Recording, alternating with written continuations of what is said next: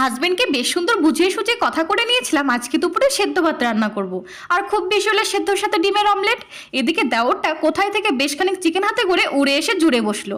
আমি সেদ্ধ ভাত করেই ফেলেছি বলতেই, বৌদি আজ কোনো টেনশন নিও না, রান্নাটা কিন্তু আমিই করব ভীষণ ইউনিক স্টাইলে, কোথাও খুঁজে এই রান্নার হদিস তুমি পাবে না। বাপরে, আজ দেখি ভূতের মুখে রাম নাম, তা মতলবটা কি ঠাকুরপো? এমন কিছু না বৌদি, আমারও তো মন চাই বৌদিটাকে অন্তত একদিন আমি রান্না করে খাওয়াই। ফিসফিস করে হাজবেন্ডকে বলে, ব্যাপারটা একটু গোলমেলে লাগছে না?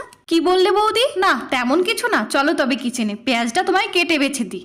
হাত ধরে টেনে নিয়ে গিয়ে খাটের ওপর বসিয়ে বলে, বৌদি তুমি আজ আরাম করো, সবটা আমি নিজের হাতেই করে নেব। শুয়ে থেকে চোখটা একটু এঁটে এসেছিল, খানিকক্ষণ পর কিচেনে গিয়ে দেখি সে কি ঠাকুরপো উধাও, আর চিকেনও। সঙ্গে সঙ্গে ফোন, এই বাদর ছেলে রান্নাঘরের এলাহি কাণ্ড করে কোথায় পালালে? সরি বৌদি, আসলে আমার গার্লফ্রেন্ড আমার নিজের হাতে বানানো চিকেন খেতে চেয়েছিল, বাড়িতে রানলে মা ধরে ফেলতো, তাই আর কি। পরের বার পাক্কা তোমায় চিকেন বানিয়ে খাওয়াবো।